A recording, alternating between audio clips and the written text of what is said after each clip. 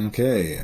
Hello, and welcome to a special bonus/filler episode of Stasis Pod, the Transformers podcast. I'm Rob. And I'm David. Well, it's kind of Transformers podcast adjacent-ish thing. Yeah, today we're doing a weird comic book thing. Yes. Because, well, we should have recorded a podcast this weekend, but we forgot to schedule it early enough ahead that it didn't happen. It was just a slight mess. And then the next day I was listening to a different podcast from System Mastery, which, well, mostly they review like printed RPG books every other week. And in the in-between weeks they review movies and Star Wars novels. They put out way too much content. Anyway, on a Patreon episode, they brought up a topic of discussion of take the emotional spectrum lanterns from DC's Green Lantern and put them in the Marvel Universe. And somehow I had never heard, well, back in the day you'd always hear, oh, like if the Green Lantern ring ended up in the Marvel Universe, who would get it and what would happen? But I don't, unless it happened on some weird comic book podcast I never encountered, or comic book website I never encountered, which presumably it has, or some blogs or forums or something somewhere, I never saw anybody or heard anybody go through the entire spectrum for Marvel Universe. I was like, okay, let's just do that as a filler episode, and here we are. So yeah, so is DC still doing the emotional spectrum thing, or did they kind of forget that when they sent Jeff Johns to live on a farm upstate? Well, that's part of the thing. I have no freaking clue. Every once in a while I hear about them. Well, okay, the one comic book podcast I used to listen to, I haven't listened to in like a year maybe. But I don't know. I presumably it still comes up every once in a while. It's just not as integral as it was for a few story arcs for a couple of years. Also, when the New 52 stuff happened, or was it after? Anyway, when they stopped writing Power Girl as an ongoing monthly comic, I kind of stopped paying attention to DC mostly. And I think there's a new Power Girl book. Probably, but I don't know. I really like the Amanda Conner one. It was good. No, they definitely don't publish that one anymore. No, that's been years. So they might still do it? I don't know. I don't have much association with DC comics. Then again, I'm not reading that many Marvel comics now, or any currently. I'm reading Skybound Transformers. Oh yeah, it's a good book. Every few months. Well, I guess we are about to see the return of Green Lantern to live action for the first time since that Ryan Reynolds movie. Yes, and I'm very excited because it's a very punchable Green Lantern. Well, I guess that there's that, and then there's also a new show coming out. Oh, first I've heard about it. Then again, I don't pay any damn attention to DC TV stuff. It's like, I know there was a Green Arrow, and there was a Superman who was never Superman. There's probably a new Superman by now that I haven't paid attention to because I don't care. But they're making a new TV show. Well, it's Lantern. Green Lantern on a TV, but well, I guess you could because that's the thing. You can do CG on a TV budget these days. They had gorillas on Flash and stuff. They're going to be like rural. They're going to be like in rural Alabama or something. It's going to be like True Detective, but with Green Lanterns. Which Green Lantern? It's going to be Hal Jordan and Jon Stewart. Okay. At least they're getting Jon Stewart in there, which is mind-boggling that we haven't at this point. I don't know why they keep... You keep not even bringing the original Green Lantern, the second one, admittedly, the first main one in the main continuity, not the original one. Still, why always the boring one? I mean, he's the one people know. The one people used to know until the fucking cartoons. Anyway. Well, that's true, but then they made a movie. And yes, a movie Hal that Jordan no one liked. Well, that's true. But he's the main guy in the comics, possibly. Again, it's another Jeff Johns thing. Yeah, he keeps coming back as the main guy in the comic. John Stewart is my Green Lantern. That was basically my introduction to the character, other than the concept, oh, there's a guy with a lantern ring. It's like I'd heard of the concept. And so... Anyway, on topic. And so for a long time, you had the Green Lanterns, and then you had Sinestro, who was former Green Lantern, who had a yellow ring, which didn't have like a specific meaning until Jeff Johns came in. No, it's just like he was just evil guy with the one yellow ring, and slowly that has expanded. Of course, my favorite thing about Sinestro is that he was like this beloved Green Lantern, and everyone was very shocked when he became evil, even though his name is Sinestro. Well, nominative determinism isn't as powerful in DC as it is in Marvel. I mean, I think you still got, I don't know, the Rainbow Raider, whose real name is Roy G. Bigelow. Okay, it does happen, but like you have a lot more Otto Octavius and stuff. And you got Edward Nygma. Okay, maybe it's more secluded to Batman then. Well, then again, in Marvel, I guess it's more secluded. Mostly secluded to Spider-Man. I think my favorite of those is the Spot, whose real name is Jonathan On, making him Johnny On the Spot. That's terrible. Oh, is he from the 40s or something? That's a great, horrible name. The 1980s. 80s? Whoa. Okay, that was a writer who liked old gags. Wait, was it Peter David? It was Al Milgrom. Okay. I don't know him as punny, but like... So the Green Lantern is the one associated with Will. And yes, because when they expanded, it's the emotional spectrum. Yes, but willpower isn't a fucking emotion. Yeah. You're starting from the wrong direction. I mean... it's very So weird. Who have you got for Will? Okay, we're starting with Green. Yes. Okay, the problem with willpower is one character pops to mind first, and it's the obvious, and would be the most ridiculously powerful. It's Spider-Man Peter Parker. Ah, okay. I went in a different direction. Oh, I mean, they're a lot. Okay, that's kind of my gimme answer. Yeah, so see, I have more answers, but... I decided to give myself the handicap of picking all bad guys. Ooh! Okay, how many did you pick? I went with 3 for each. Oh, I picked 1 for each. Okay. Well, I guess we'll discuss more things. Because my list is kind of like... Well, I was trying to, like, get a Guardian of the Galaxy, an X-Men character, and a villain. Okay. Not entirely successful, but... Okay. That was sort of my idea after I started spitballing ideas. And, Spider-Man is just the first obvious fucking one. It's like, why didn't you pick Spider... Okay, he's so obvious, but why? It's all bad guys. Bad guys, okay. Of course, I picked a guy who you may not consider a bad guy. Well, yeah, that's the thing. A lot of Marvel guys aren't bad. Oh, is it Otto? No, it's Dr. Doom. Okay. Dr. Doom is like... my free spot. Like, I put him on like 5 different like rings and kept changing and just erasing. He's a man of complex means. Yeah, well, but, that's the thing. Well, System Mastery, they brought that up. The idea that like they were trying to pick characters where you would get a really interesting story out of the choice. And in my brain, the obvious is like, Doom is going to try to get every ring. Oh, it's gonna be like that cover of Hal Jordan when he's gone crazy and he's got all those rings on his fingers. Yes, all the green rings. Only Doom is after. Like, I've had the Infinity Gems. I'm getting the rings now. I'm covering every eventuality. There was like a whole like pressure group formed after Hal Jordan went evil to try and pressure DC Comics into bringing him back. Why? They ran ads in Wizard Comics in Wizard Magazine. And then they were called leading to a bad pun. Well, it's leading to an acronym. They were called HEAT because they were Hal's Emerald Action Team. Emerald Action Team isn't a bad name. Actual people, except that acronym is just EAT on its own.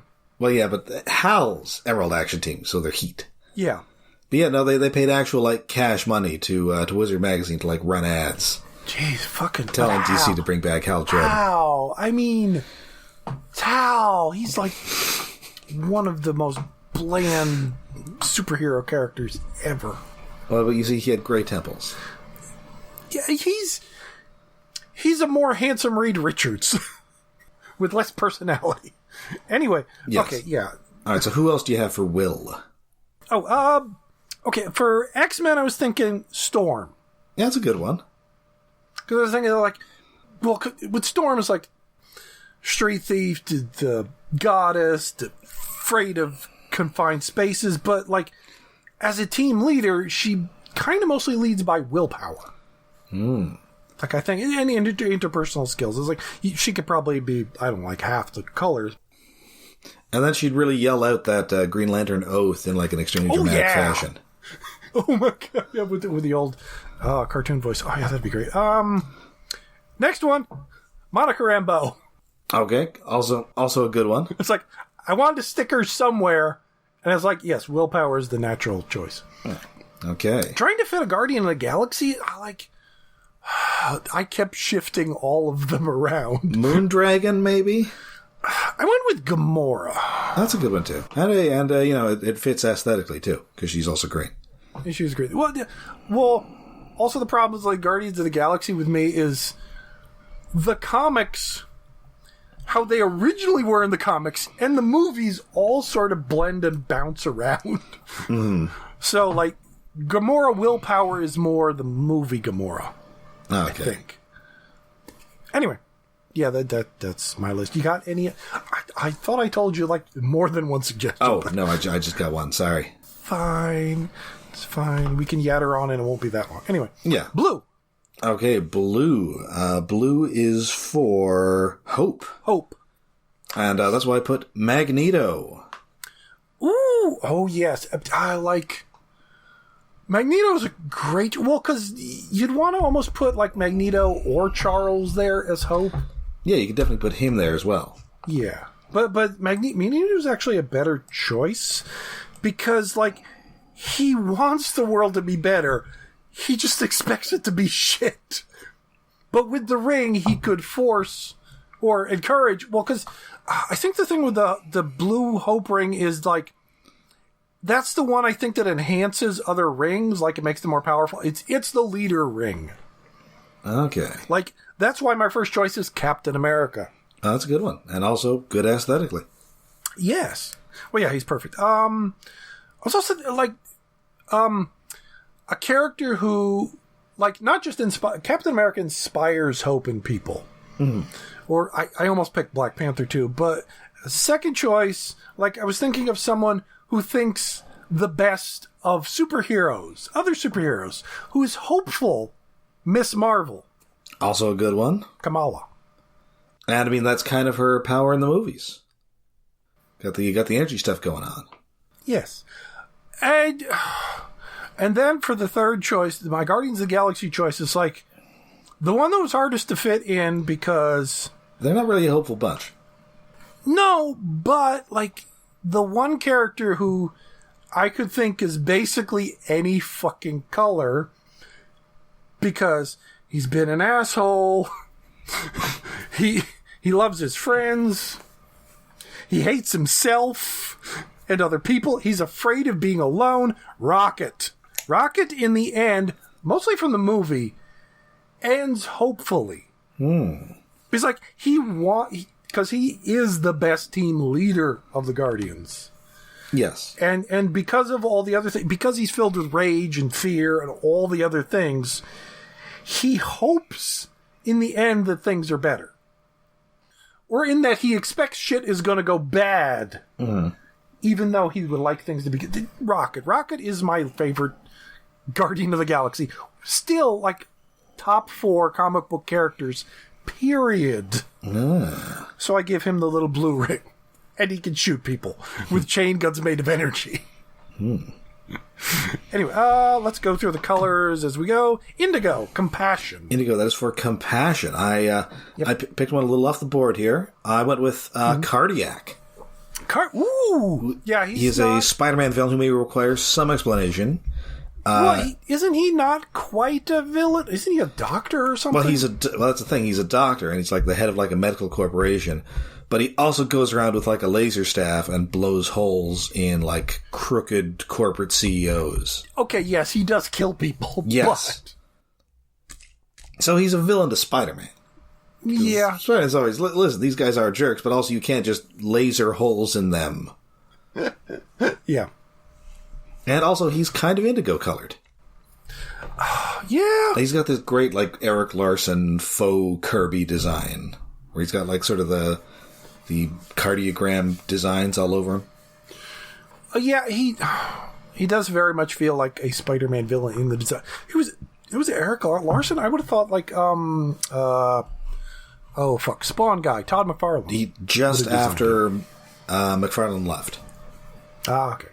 That explains, I guess, why they're similar. Well, and they both ended up at Image, so yeah, they're probably trading designs together. Mm. I mean, I think Larson's really more of a Kirby acolyte than McFarlane.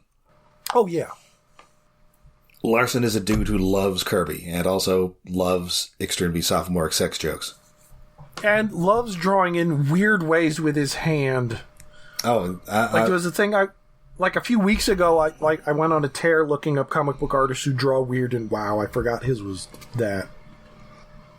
Like, oh shit, who was the one that draws the craziest? Who holds it like a giant crayon?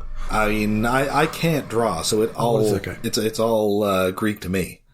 No, like normally you know how to hold a pen. Well, yes, that's how most people draw. Not a professional. Oh, yes. Oh, where the fudge was it? Did I not? Oh, come on, I had it somewhere. This will probably cut out because I went on a tear and it's like, that. Oh, Trad Moore. Oh, Trad Moore. Well, his drawing is generally kind of crazy. Yeah, but like, I mean, his art is great, but the way he holds a pen is ridiculous. It's kind of frightening in a way. He's like clutching in his hand. Like, the way, like, a toddler holds a crayon in their hand, and it's just very weird. Anyway, where were we? Oh, Indigo Compassion. Yes.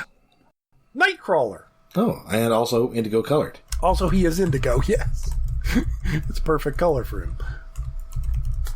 He's so compassionate. He's a fun swashbuckler who hopes the best from people. And for trying to fit a guard... Oh, were you going to say? I was just going to ask if the indigo also gives you the power to call upon the power of lesbian folk music. Probably. Because I went to the fountain, and I went to the doctor. I know the Violet, Star, Sapphire, they have weird, sexy costumes because they're love, but I don't remember if the other colors had any. No, I think they're just wearing like togas or something. Where's it going? For my Guardian choice, Drax. Mostly because of the movie version where he ends up adopting and teaching children. Yes. Like, because that's his character arc from the angriest, dumbest Guardian in so many things that it's like, oh yes, at heart, he's a sweet little boy. And my crazy choice, Hepzibah. Oh, from the Starjammers. That is the skunk that dates Cyclops' dad. Yes, and when Scott from the past comes into the future, she's a great stepmom to him. But also because, like, her character arc in the comics is going from she wants to genocide the Shi'ar, was it? Oh. Or something? I'm trying to remember One of them people, I think it was the bird people, she wanted to murder the shit out of them because they murdered her people. Right. Destroyed her planet. And over a series of attempting to kill Shi'ar, it's like she learns compassion. Yes. I do like the character arc built into the power. Next, Violet, Love. with the slutty outfits. Yeah, those are that is the Star Sapphires, and they're the costumes that are strategically placed blobs of goo. Yeah, which admittedly, other than Star Sapphire herself, most of the art I've seen for that has been like fan art of Dick Grayson as a Star Sapphire. Okay. Well, because he's the hot one. Although, no, sure. I think he actually did get a blue ring in the comics or something. Anyway, whatever. Violet Love. Mm-hmm. I actually did pick two here. Oh. A married pair of villains, Absorbing Man and Titania. Ooh, good choice. And he'd be okay with the costume because his already doesn't have a shirt. Yeah. Yeah, that's a good combo. Dude got a pair of pants in prison in like 1964, and he's been wearing them ever since. Just committing crimes, just wearing his pants. Yeah, usually the stripy pants. Every once in a while he's in jeans, but do they even make prisoners wear stripy pants anymore? I would well, some prisons probably yes, but most I would think no. Mostly it's just orange or beige or something. I don't know. Mm-hmm. I guess the orange because if you're worried about them escaping, your bright colors, whatever. And I have not studied correctional facilities. I do not know what they are now. No. The last time I saw a correctional facility, anything was probably like Shawshank Redemption or something. Anyway, good choice. Well, the problem with that, like Violet Love, you kind of want to pick characters who were in love, like Gambit and Rogue or something. So you end up with a couple. I was trying to avoid that. Well, sort of, in that I went in weird ways. Venom. Oh. Eddie Brock and Venom. Because the movie, it is a love relationship in that they love each other because they hate Spider-Man. Have I ever told you about that time I went to a comic convention panel? Mm-hmm. So Donnie Cates was there. He was just sort of starting his Venom run. He'd done maybe 10 issues at that point. Mm-hmm. And the previous writer on the book had sort of really leaned on the whole Eddie Brock and the symbiote are in love. And, I mean, it makes a lot of sense because they're really together. And that's really not what Cates was doing. And someone in attendance was real mad at him for it. Oh. She stood up and she just went on and on and on and on. The words "how dare you" were used. Basically, she went on for about 5 minutes. She was real mad at this guy for not writing about this toothy goop monster the way she preferred. And then when she was done, the monitor said, well, I think that's all the time we have for today. And then we all left and agreed never to speak of it again. Well, Venom is like a really easy monster fucker choice. Mm. And if you're going to ship him with somebody, it's so easy to ship him with Eddie. Well, sure. Because they're together physically. Oh, sure, constantly. yeah. Well, when he's Venom anyway, not somebody else. He's oozing his way into all sorts of orifices.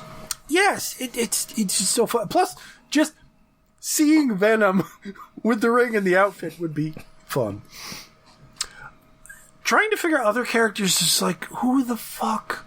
Okay, for Guardians, I ended up with Groot because he does love the other Guardians. I am Groot. This is true. So it's kind of easy, although seeing him wear any clothes would be weird. But letting him have ring constructs would be fun. Wild card choice was just like, who the fuck else? And then my thought was, dogs love people. Oh, this is true.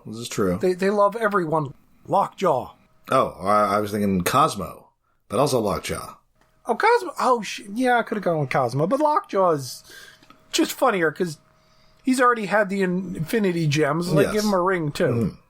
Where is he going to wear it? I guess on his little curly pugtail. Or around his collar. No, yeah, probably. Okay. Red Rage. Well, I did go pretty basic here. I just went to, the Rhino. He's a big guy. He's got a big horn on his head. He runs into stuff. Yeah. And then he's going to be even madder when he sees what happened in that Kraven the Hunter movie. When he squeaks. Which is the only clip I've seen. Well, other than seeing the design, I've seen the clip of like him as a person just making a squeak toy noise for no explainable reason. Oh man, that. And then he was also very angry when he was Paul Giamatti.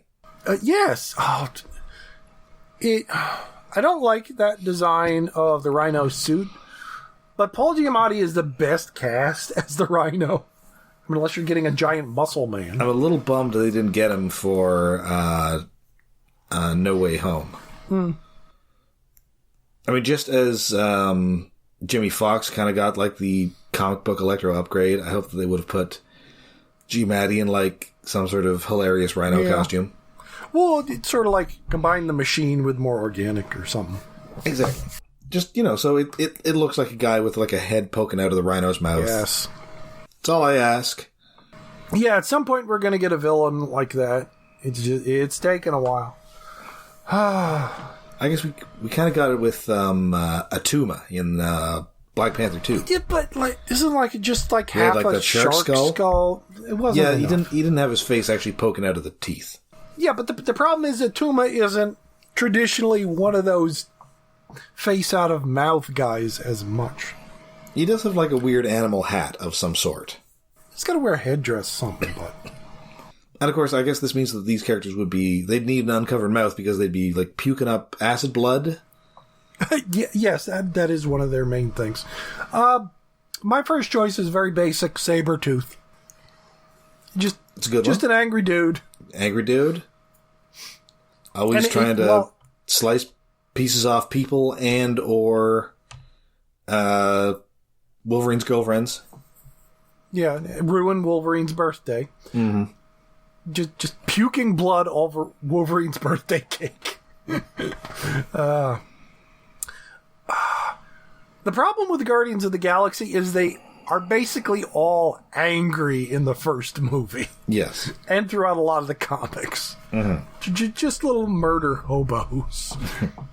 So, in a way, they're too easy. Like, I could have gone with Nebula, but it's like, no. Then, actually on the podcast that I'm stealing this concept from, they mentioned one of the dumbest ideas, and it's so obvious. It's like, why didn't I think of it originally when they said the idea? A character who's angry at the world because it's a world he did not create, and he has no control over. Howard the Duck. Oh, that's a pretty good one. Yes. Wog holy indeed. Shit, that's perfect. Because it's his whole concept. He's mad at the world. Because he's not supposed to be here. And my dark horse pick, because it's part of his character, not his main character, but he would be so mad if he gets the ring and grudgingly accept it, Ben Grimm. Because of self-hate. He's kind of an angry guy. He's basically, well, yeah, because it's his thing. He wants to clobber things. Well, he doesn't want to clobber things. He's just good at clobbering things. Certainly more so in his early days, less so now that he's sort of mellowed and... Oh, yeah, he's way mellower now, but just having the ring show up, it's like, this is the one that picks me? Fuck. Fine. I mean, that is kind of what happened during the Fear Itself crossover. Yeah, I thought that he was one of the people that got those things. Which, like, I guess the Fear Itself thing is kind of the closest to this concept. I mean, except they're all, like, villains. They're all angry. Yeah. Rage. Shit. Yeah. Okay, Orange Greed, which I think in DC, like, there's only one orange ring. Well, I guess because he's so greedy, he took all the other ones. Or he killed all the other ones or something. Right. But like, I think Lex might end up with it later. Because like, it was like... I mean, I wouldn't be shocked. I think it was like Larfleeze or something. It's like, just the idea of a greedy one guy, one ring. Such a great, stupid concept. And it's more than just greed. It's like avarice in general. It's like, I must possess, and I'm obsessed with one thing to the point of lunacy. And who's your choice? I went with the Kingpin. Ooh, yes. But I was also thinking the Black Cat. Black Cat would be good. But you can really go with a lot of them because, they're... Yeah. Well, yeah, pretty much any Spider-Man villain. There are a lot of villains whose whole deal is that their whole deal is robbing banks. Yeah. that is low and petty. I was trying to go in slightly different ways, kind of. Well, one of the ones from System Mastery podcast with Kang, because Kang just wants to be the only one, so that fits really well. And I just love comic book Kang because he's so nuts.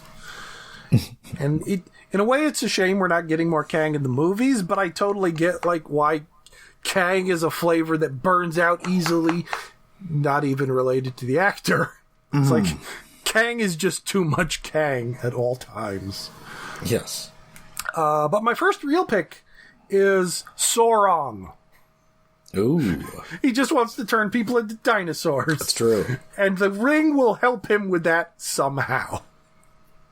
I mean, I'm not 100% sure what they... I guess they can all do the energy construct thing. I don't know if they could do other things. I don't doubt they could do other things. Yeah, it probably does lots of weird things, but just Sauron with a ring. It's like, yes, of course I'm supposed to have a ring. Mm-hmm. I deserve this, which is really weird for a guy who just started... he was just turned into a dinosaur by... Was it blood transfusion or something weird? Or he was bitten by pterodactyls or something. Oh, yes, he was bitten by pterodactyls because he fell into a hole that connected to the Savage Land that was somehow in South America or something. Yes. It was very weird early X-Men story or something. And he kept turning back into the pterodactyl man because they couldn't make him a vampire man. And it's way more interesting that he is a pterodactyl man instead of a vampire. And also he literally named himself after the Tolkien character. Yes, because he wanted the most powerful name he could think of. And somehow, it's ridiculous that, he turned evil and he was still literate enough that, yes, I want to name myself after Sauron. It's like, what? You are so over the top. I love Sauron. So I kind of had to give him a ring. I could not think of a Guardians character to really give it to, which is why Sauron's more my main choice, joke choice. Okay. Tony Stark, though. Oh, I could see it. Yeah. It's another Ben Grimm where it's like, oh, that's not the guy I am anymore, but... Although, wait, wasn't he... Well, okay, he's sort of positioned as evil in the comics every once in a while. Wasn't it before or after the Superior Iron Man? Well, was he evil then? Prior to the Superior... So, there was a line-wide crossover called Axis, in which a spell by the Scarlet Witch and I think Doctor Strange, which was meant to reassert... At the time, the Red Skull had parts of Charles Xavier's brain transplanted to his to make him psychic. So they were sort of trying to reverse it to make him... which turned him into an onslaught. Right. So they were trying to reverse it to make him good, but instead they made a bunch of good guys bad and a bunch of bad guys good. And one of them was Iron Man, who became a super sinister, hyper-capitalist. Okay, yeah. Oh, didn't that turn... the Hulk was powered by sadness or something? Right, and he also started calling himself the Claw. Oh, right, because it was the Hulk's Hulk. Yeah, right. It was kind of stupid, but I enjoyed it. Well, I hate the name because, you read it as Claw. My brain wants to read it as Clue. Because there's KLU. My brain just ignores the H. No, that's the book where the Hulk has to solve a mystery and figure which of the 6 suspects really did it. I was just thinking he gets turned into Clue Gulager. Oh. He puts on a cowboy hat. Hulk knows, because Hulk was there. Communism just red herring. Yes. And Yellow Fear. Well, because I am the most basic of bitches. Ooh. I picked... Ooh. Okay. Is it? We might have one together, maybe? Go on. It's Mr. Fear. Oh. Mr. Fear! Shit! The Daredevil villain. He's a guy. He's a knockoff Scarecrow. He's shoots gas, makes you scared. So he's Mr. Fear. When was the last time he even showed up in a comic? He was just in a book I read last week. He's been in the new Spider-Gwen book. Okay, I would have thought you were leading into the most obvious one. You remembered Mr. I should have figured it was a more obscure character with a specific name. What were you going with? Mr. Fear. Green Goblin. Oh, yeah. Yes, he's the fear guy. He is a fear guy. Big fan of Halloween. Yes. Give him a ring. It'd be fun. He'd have to change his name to the Yellow Goblin. He'd be annoyed at that. Or the other choice. Well, it's kind of too easy. Man-Thing. Oh, yeah. Although I don't know if the Man-Thing ever experienced fear himself. No, but like the entire thing is whoever knows fear burns it to such a Man-Thing. And if he has a ring powered by fear... Well, okay, no. Oh, yeah, because you have to have it in you. Yeah, that wouldn't work. Because you have to have some of the emotion thingy in you to get the ring to do shit. So, Man-Thing wouldn't be able to... No, that one doesn't work at all. Well, and also Man-Thing is of questionable sentience. He has a name, which right now I can't remember off the top of my head, because I didn't rewatch that movie on Halloween. Well, he's definitely more sentient in that movie than he often is. What is his name? Jeff or something? No, simple. Doug? Ted. There we go. Which is in the comics, he was scientist Ted Sallis. Ah. So that's why they call him Ted. Uh-huh. Yeah, I thought he was usually like he's not like Swamp Thing, just a dude. But no, Swamp Thing's just a dude. Man-Thing is like sort of like a shambling, mindless avatar of the swamp. Oh, I thought most Man-Thing stories are not about him like going out to do something. Yeah, I know. They're about stuff sort of happening around him. He doesn't talk. I always assumed he still fought though. Huh. Sometimes, kind of, sorta. Oh, I mean, I know like for his run in Thunderbolts, he was just their bus. Right, and he sort of was like at some point empowered by like the collective sentience of the nexus of all realities there. Neat. But usually he's just kind of stuff happens around him, you know. He just touches some somebody story happens for something happens for 20 pages, and then on the 20th page somebody knows fear, and then they burn at the touch of the Man-Thing. Yeah. Okay, going with fear. I was just about to say, you'll appreciate an aspect of Mr. Fear's origin. Oh? Well, he was a guy who owned a wax museum. Ooh. And then he was trying to, like... Because owning a wax museum was the thing that you did back in the 60s. Yes. And he was trying to create a formula that would bring wax statues to life. Sure, as you do in Marvel Comics. And so he was trying to make this formula, but then his cat knocked it over. And it accidentally became fear gas. Oh, thanks, this is the origin of Mr. Fear. Although admittedly, this is the first Mr. Fear, who is now dead. They're now on the fourth and third Mr. Fears, or Mister's Fear. What the fuck? There's as many of him as there are clay faces. Sure. What the hell? Plus there's also the fourth Mr. Fear's daughter, Shock, who kind of looks like sexy Hordak. Oh. Well, wait, isn't... In the new She-Ra cartoon, I think there are more people that look like Hordak. Oh. But I haven't seen it, so I don't really know. But I think there's more than just Hordak that's Hordak-shaped. I mean, she's from the 90s, so she's got like a Hordak phase, and then the rest of her is in like lingerie bondage gear. Weird.